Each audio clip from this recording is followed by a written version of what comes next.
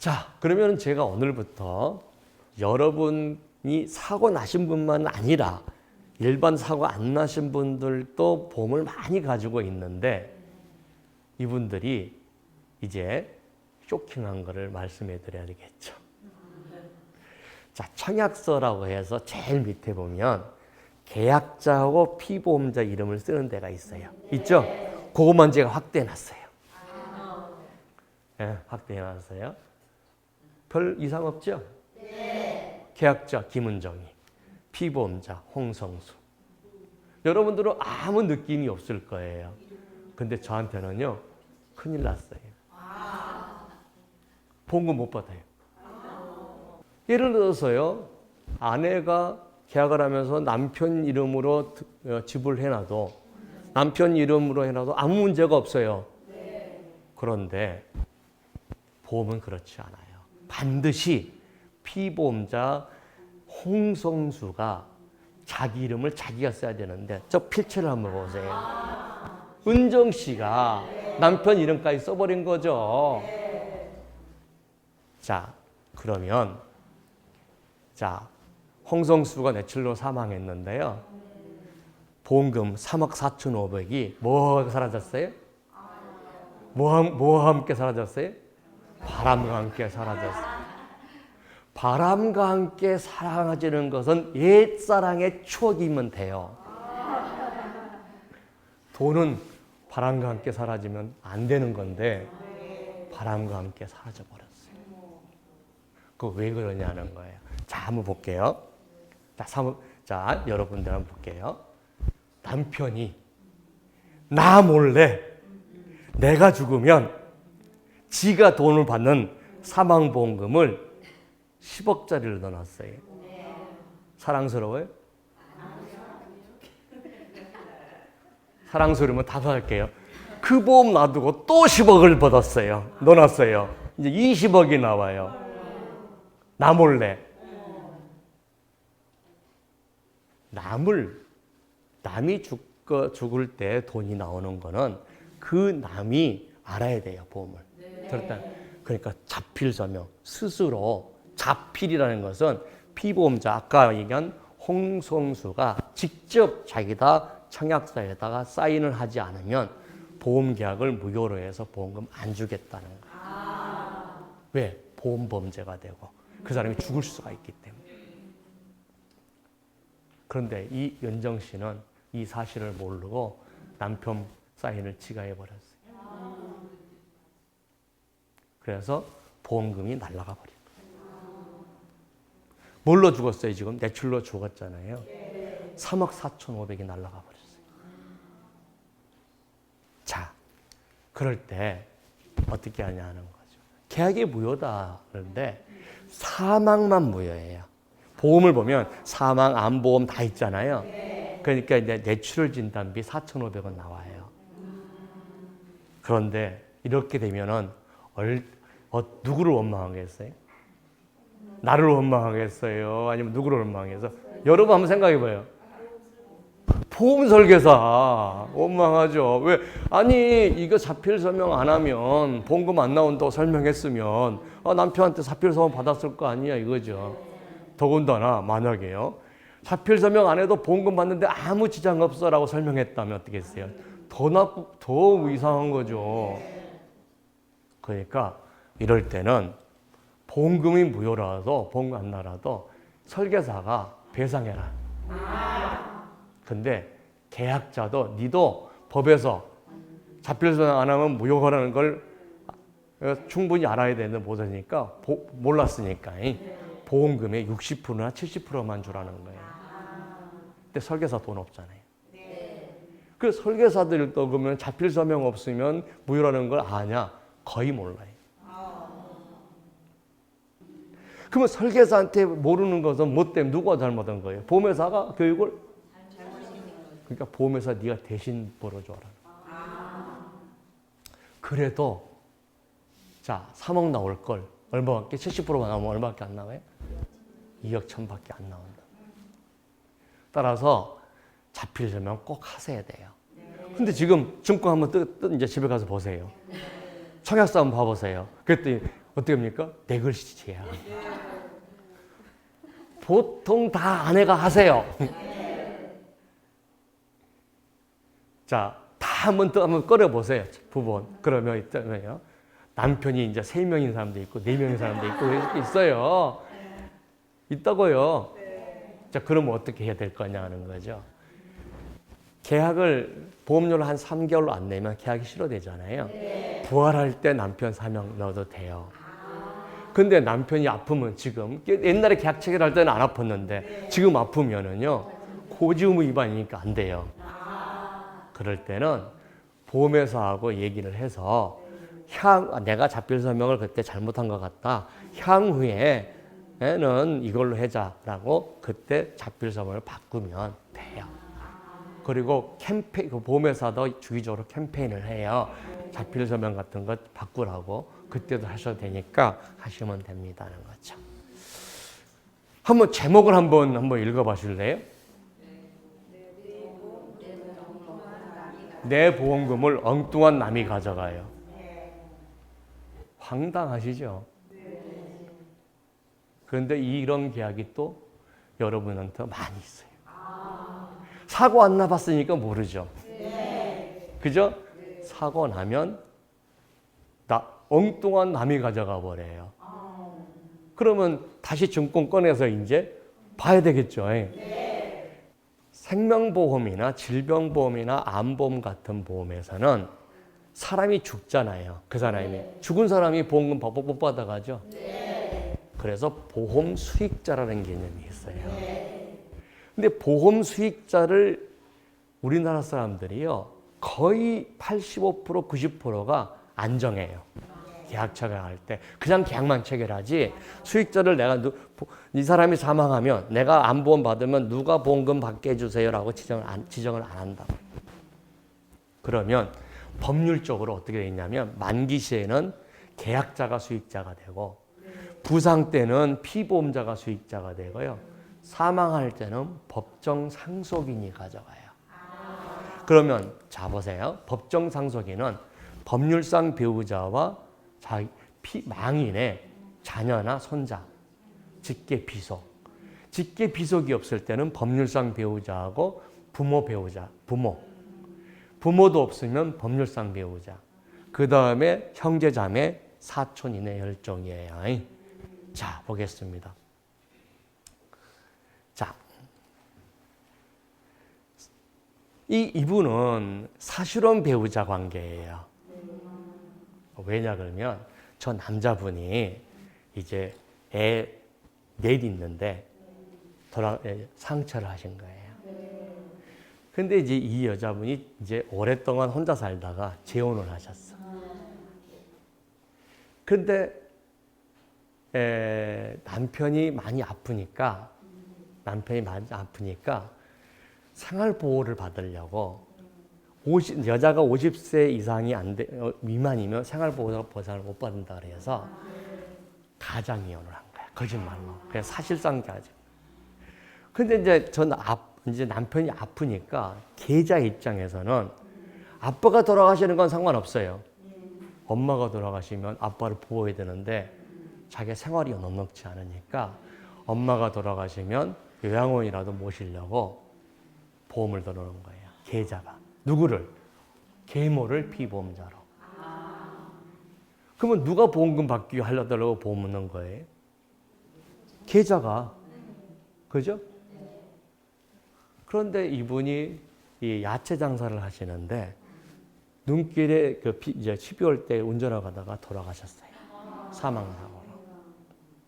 자, 그런데 법정 상속인이 누구냐 그랬더니요. 자, 법률상의 배우자는 아까 사실상의 배우자는 법률상의 배우자가 아니니까 안 돼요. 근데 이분의 부모도 다 돌아가셨어요. 이 계모에. 형제도 돌아가셨어요. 없어요. 돌아가셨어요. 친자가 없어요. 누가 가져갔냐면 언니의 조카가 가져간 거예요.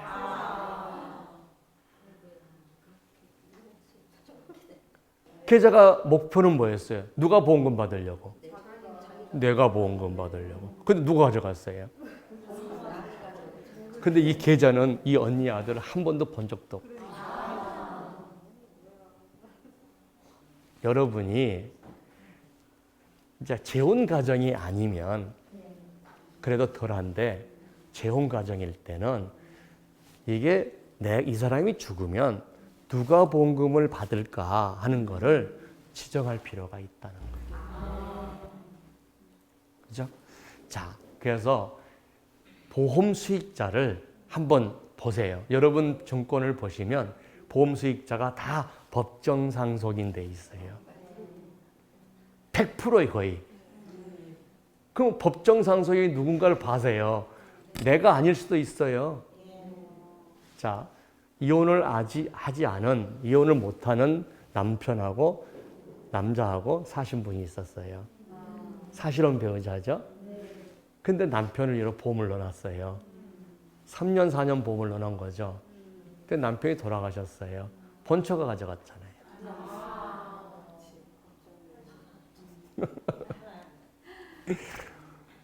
근데요, 이게 보험 가입할 때 누가 보험금 사망하면 보험금 받아갈 건가에 대해서 잘 고지를 안 한단 말이에요. 안 물어본단 말이에요. 그러니까 반드시 보험 수익자가 누굴까 하는 것을 한번 지정해 주시는 것이 좋을 것 같다 하는 거죠. 자, 이분은 고혈압 진단을 받았어요. 그리고 자, 보험 계약 체결하고 나서 18개월 만에 암 진단을 받았는데 고지의무 위반인 거죠. 고지의무 위반이에요. 근데 고지의무 위반과 즉 고혈압과 암 진단은 아무 관계 없잖아요. 네. 그럴 때는 보험금을 지급하고 해지를 해요. 근데 이 사람이 해지 이후에 사망했어요. 자, 그러면 해지 이후에 사망했을 때 보험금 청구 자체를 안 해요. 보험이 없으니까. 대부분 계약자들이 청구 안 해요. 청구하면요, 당신은 보험 없으니까 청구할 필요 없으세요 라고 돌려보내버려요. 그런데 이거 보험 받을 수 있어요. 우리 뭐라고 돼 있냐 그러면 자 보겠습니다.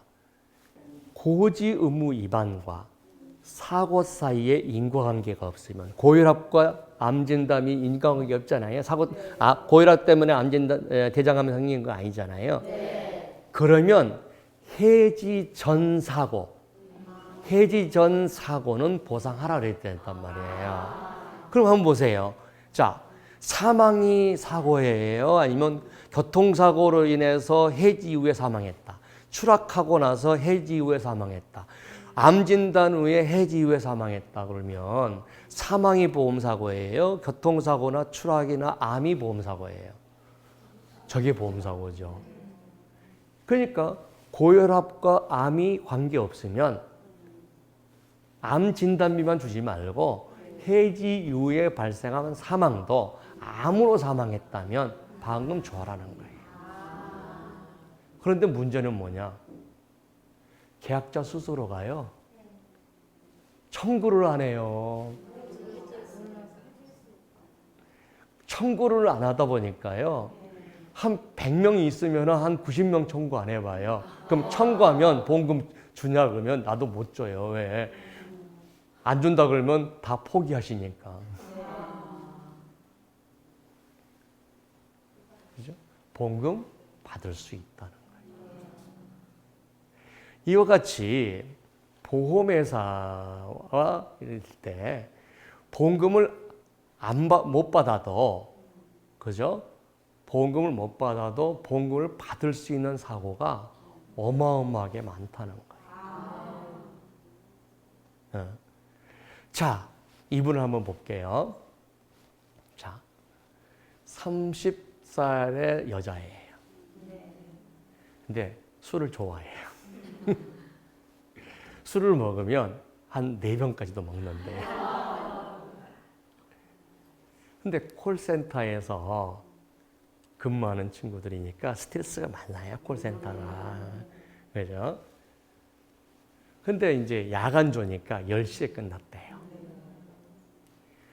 그래서 직원들 12명에서 회식을 하는데 1차에 회식을 10시부터 12시까지 해요.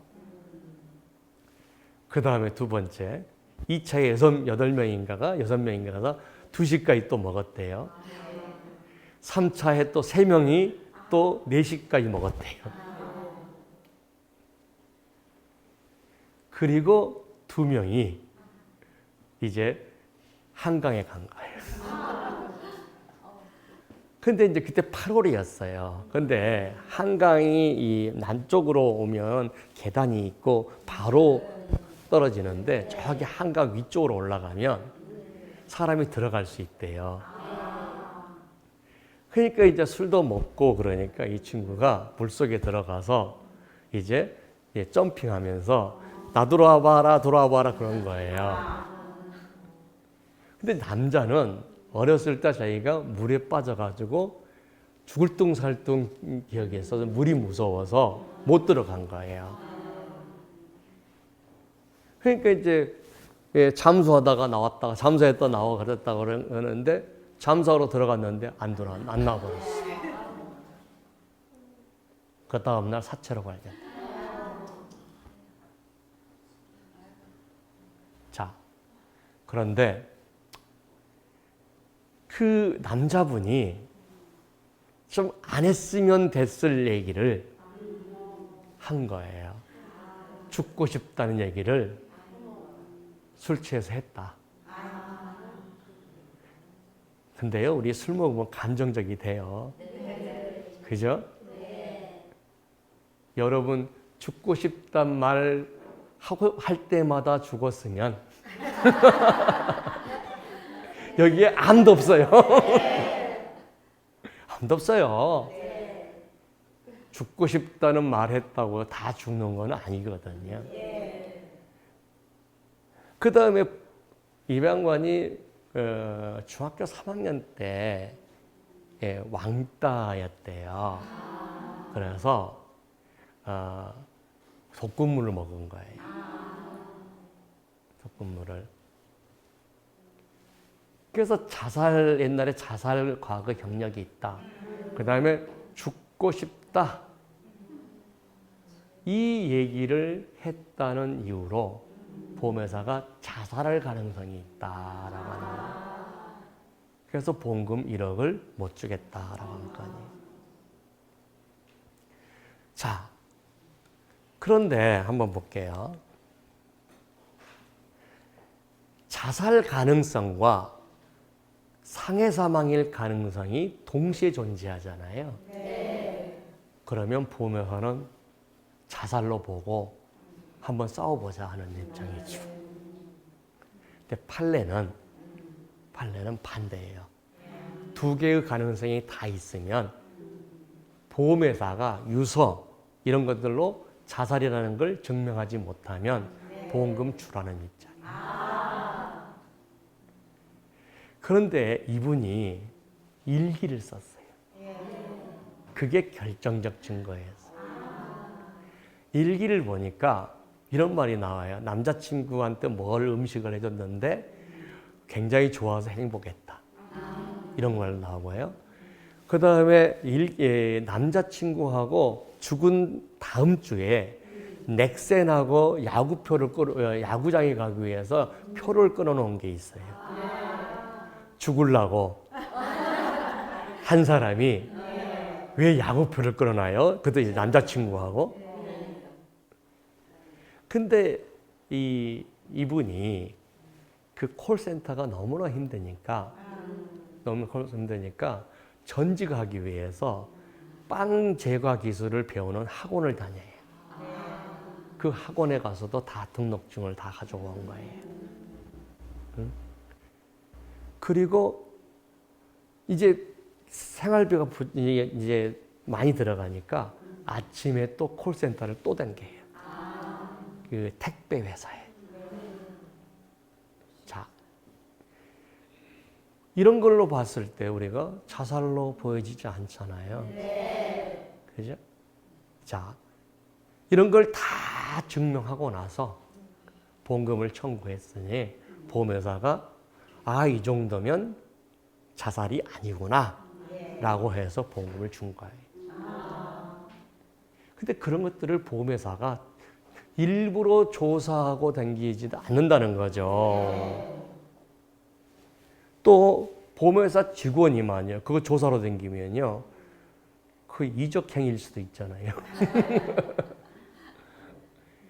근데 고객들은 보험회사에서 지급을 거절해버리면 그걸로 포기를 해버린다는 거예요. 특히 자살사고가 그런 것도 많아요. 자, 모 회사의 부장님이었어요.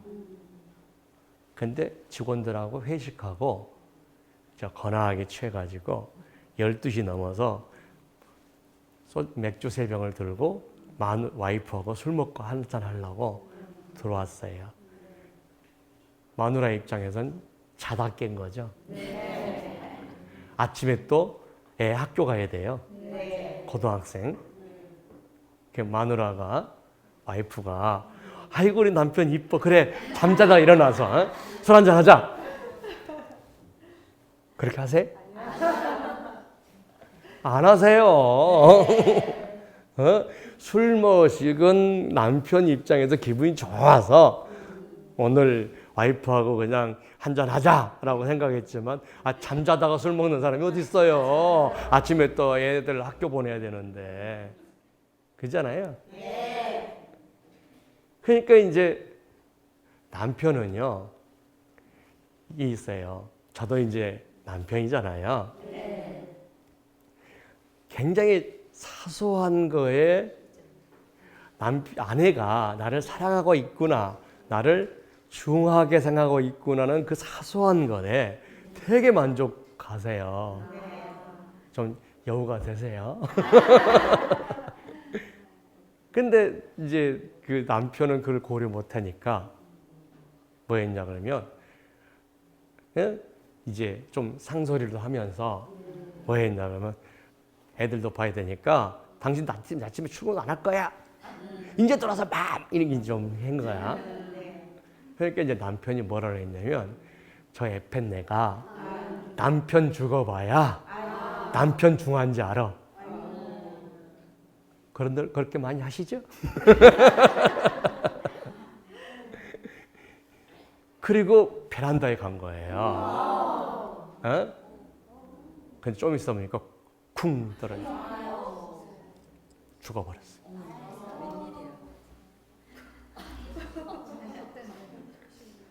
근데 이제 유족의 증서에 뭐가 나오면 남편 죽어봐야 이 펜네가 남편 중한지 알아 라는 말을 했다는 걸 아내가 했어요. 자, 남편이 내 살고 있는 아파트에서 추락해서 죽었다라고 하면요, 이웃집 사람들이요, 또는 시댁이나 이런 사람들이 더군다나 이제 뭐 경찰에서 자살로 추정된다라고 나와버리면 이게요, 그냥 좋은 소리가 안 들려요. 에펜네가 오직 했으면 남 사정도 모르면서 괜히 막 이런 얘기를 하니까 이 여자분이 법원에 가서 또 재판에 가서 그거는 가정사를 다 들춘다는 게 얼마나 힘들어요. 그러니까 포기해버려.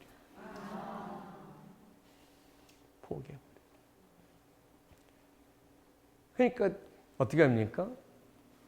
자살 사고가 나면 예를 들어서 그런 것들이 보험금 지급 거절하면 끝까지 소송을 해서 받아가거나 뭐 이렇지 않고 포기하신 분들이 많거든요. 왜냐면 그 자체가 그거 생각하는 것 자체가 스트레스니까.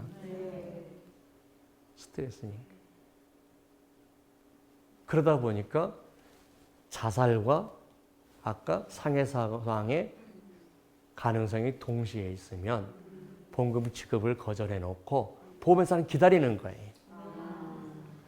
자살이 아니라는 것을 입증해 주세요라고 하는데 대부분의 계약자들은요.